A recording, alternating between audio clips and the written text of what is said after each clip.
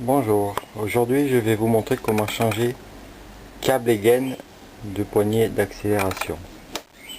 On entend le boisseau là. Alors, il y a deux cas en fait, hein. Vous voyez la gaine elle passe sous le réservoir et elle ressort au niveau du chapeau de boisseau. Il y a deux cas en fait, soit le câble est cassé, soit le câble et la gaine sont à changer pour un meilleur retour, tout simplement. Et ça coûte 0 francs 6 sous à Decathlon et sûrement d'autres magasins, mais c'est comme ça. Moi je vais à Decathlon. À prévoir de la gaine de frein, pas de la gaine de dérailleur VTT. Elle est un peu plus fine, mais c'est mieux la gaine de frein, c'est celle-là.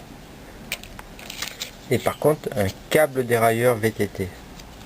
Là on le reconnaît à la petite tête qui va aller nickel dans le boisseau. Elle est là.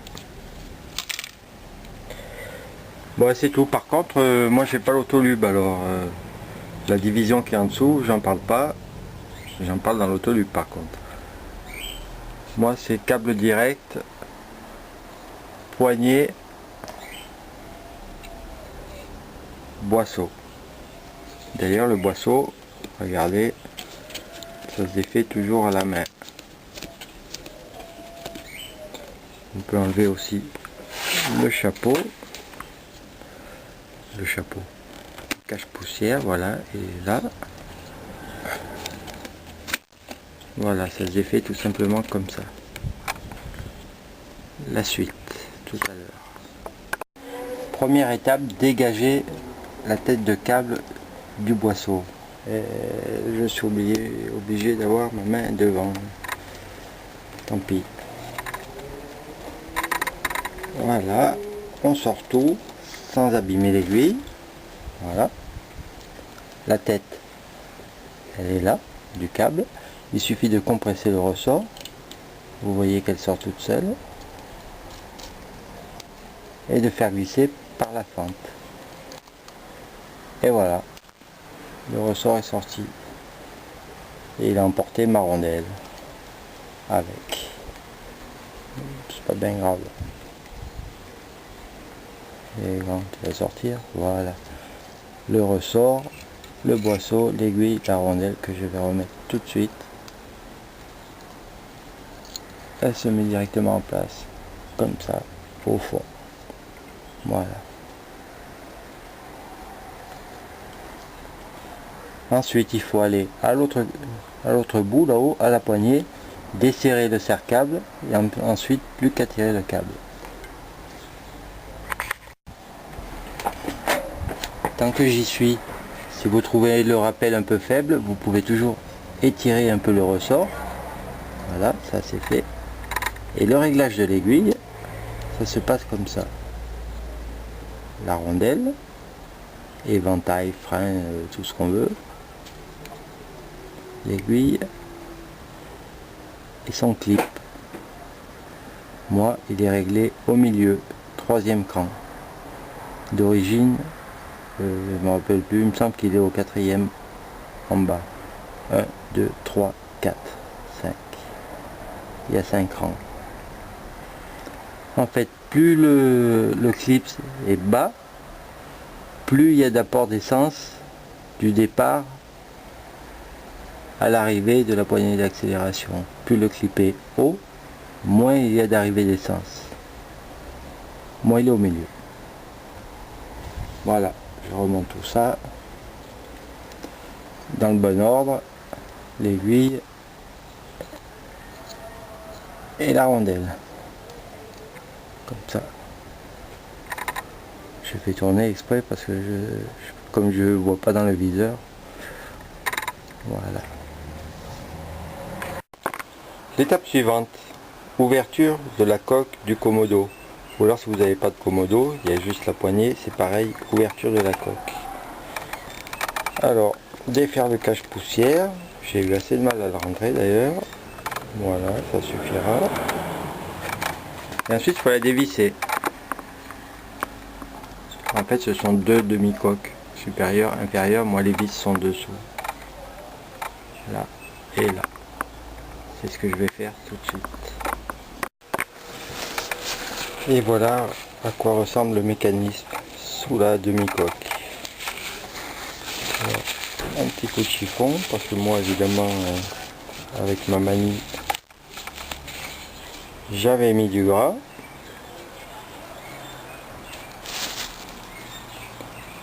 Ici le serre-câble,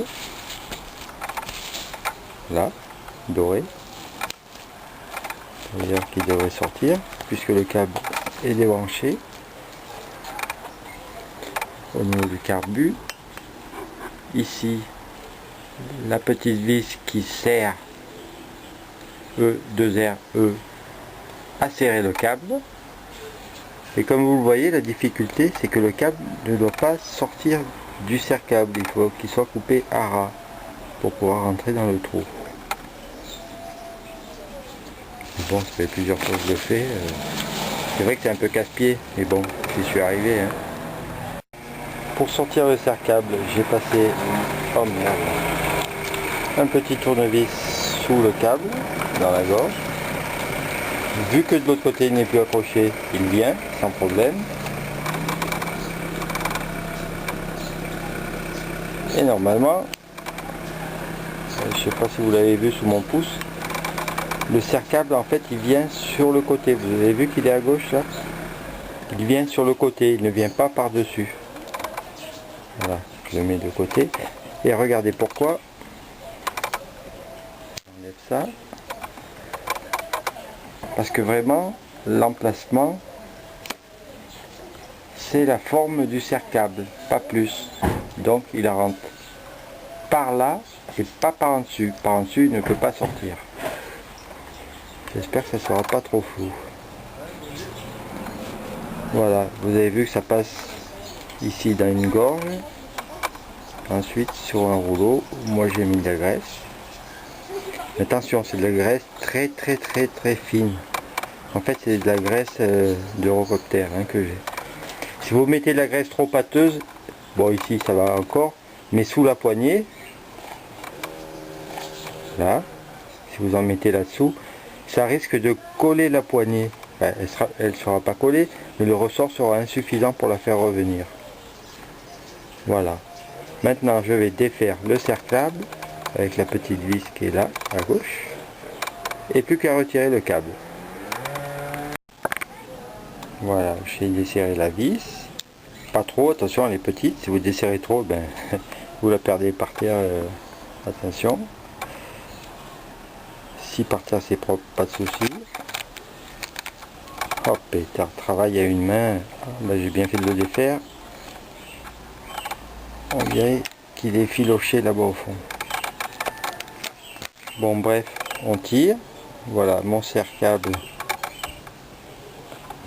avec la tête de vis. C'est tout simple, un trou, le câble qui passe dedans, une vis qui le serre. Et ensuite côté chapeau de boisseau, vu que je l'avais tendu, il y a juste ça qui sort. Il suffit de tirer. Et voilà. Hop.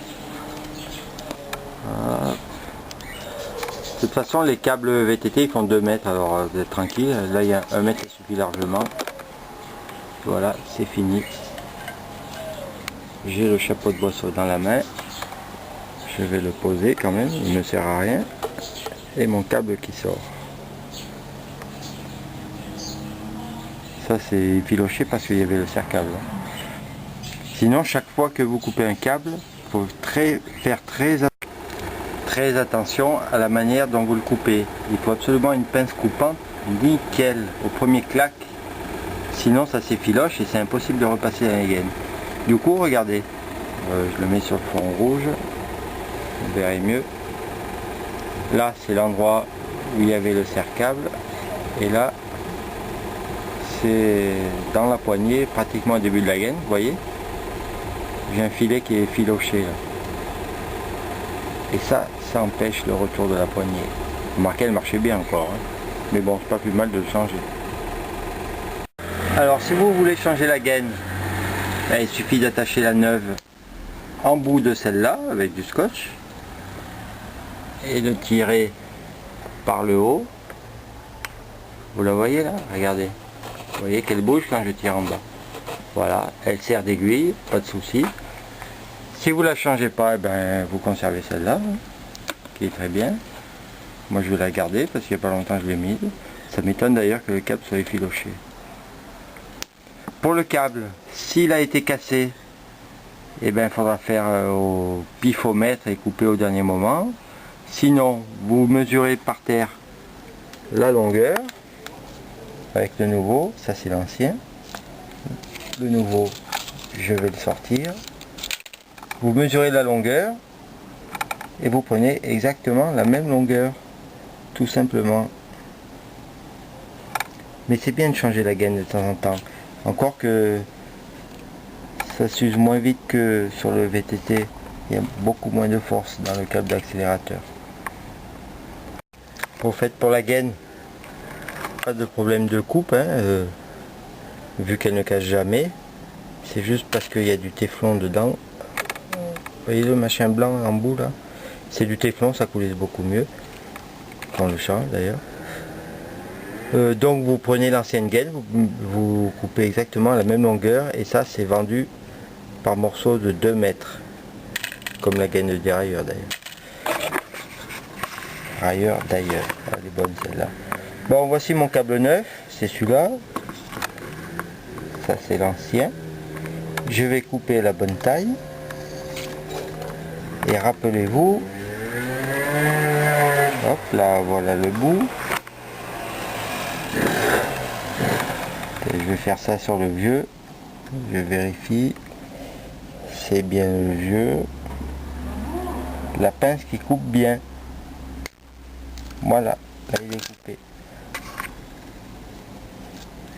Il faut faire ça, mais ça suffit largement. Et là, il n'est pas effiloché. On peut l'enfiler normalement. C'est ce que je vais faire tout de suite.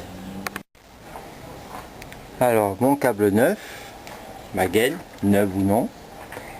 Comme je vous l'ai dit, celle-là n'est pas vieille, donc c'est bon. La coupe est bien nette. Et là, ça rentre nickel. Et normalement, il va sortir là-bas au bout, je sais pas où, à la poignée. D'ailleurs, il bute, tout simplement parce qu'il y a un coude à la poignée. Gros. Voilà, je finis de l'enfiler là. Je laisse un peu de mou pour accrocher mon boisseau. Le surplus de câble est sorti là, à cause du coude. Baisse-toi, toi. À cause du coude là. Mais bon, il me faut les 2 mains pour le faire passer. Mais c'est pas une poignée d'origine non plus, c'est encore une merdaille, on peut le dire. Et voilà mon câble qui sort.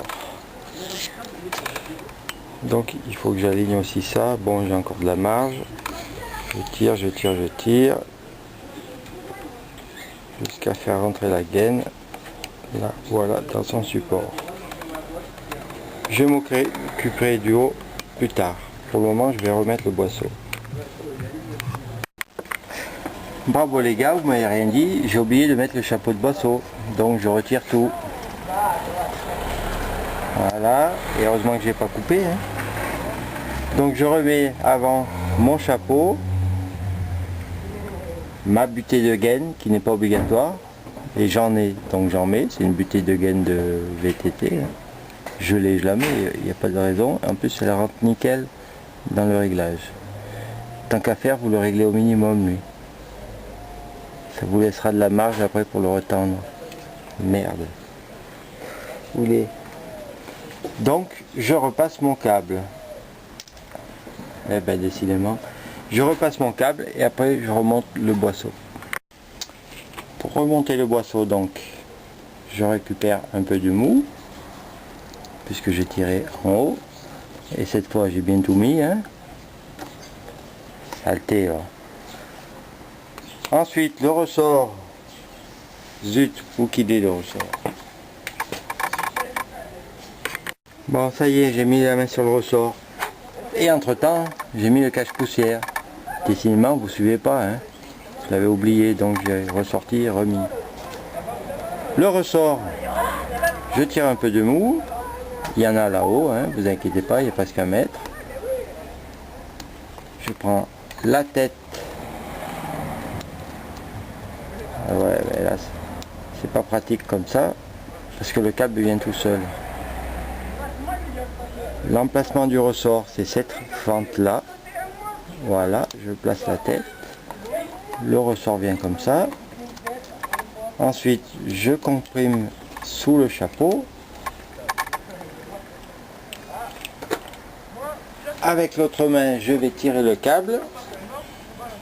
Hop, je le fais passer dessous. Je tire. Ensuite, je tire la gaine parce qu'il y en a beaucoup trop. Et maintenant, je fais tout rentrer là-dedans. Voilà, dans le carburateur. Et la bonne position, c'est cette petite fenêtre, là, qui ne va pas jusqu'en haut, on la reconnaît, face à vous. C'est la bonne position pour rentrer le boisseau.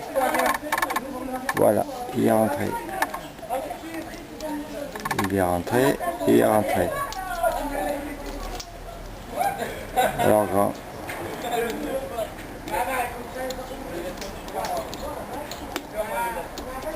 Ça y est, cette fois il y est. Et je peux serrer le chapeau de boisseau.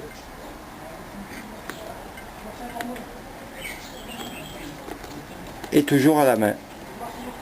Vous voyez, je fais pas plus que ça. Comme ça, même pas fort, il y a un joint dessous.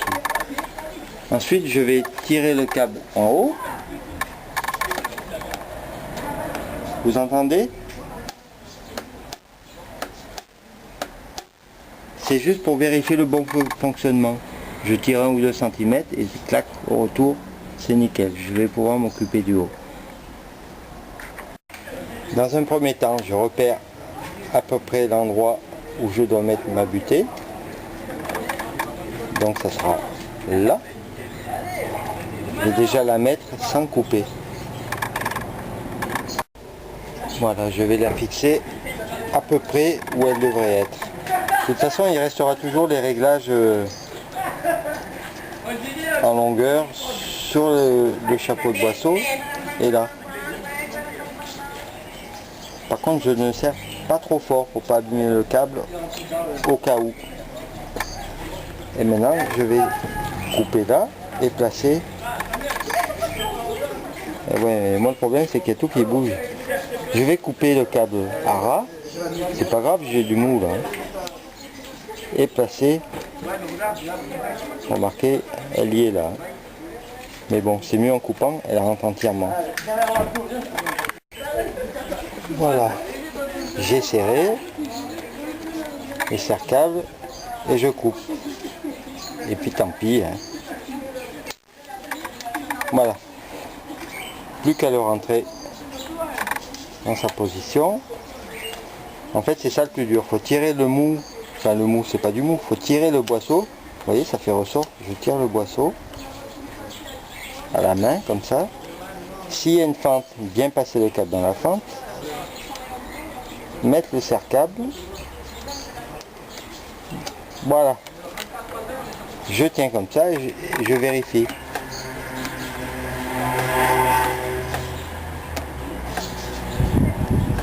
Et c'est pas mal, c'est même bien. Le peu qui manque, je vais le rattraper soit là, soit en bas sur le boisseau.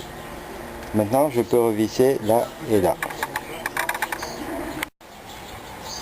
Pour refermer, pas de secret. Hein.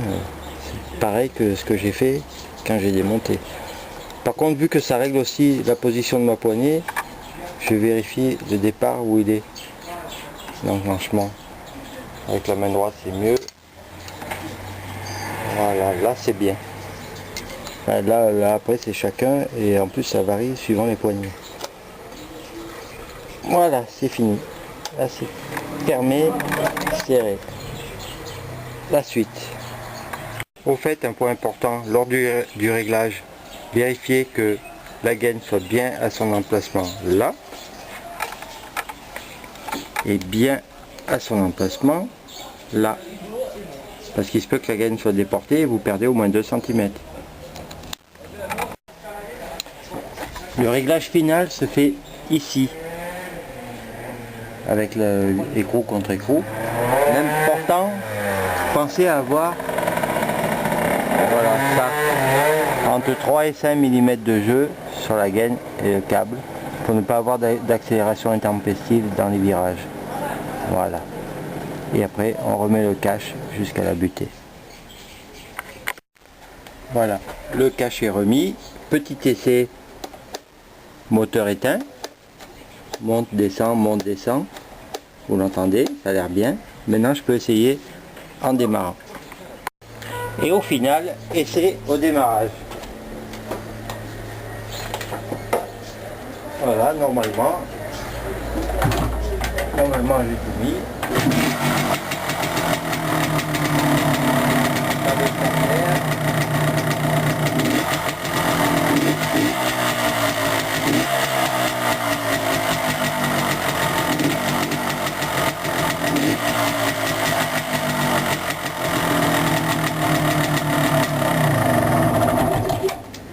Voilà, c'est nickel, ça marche.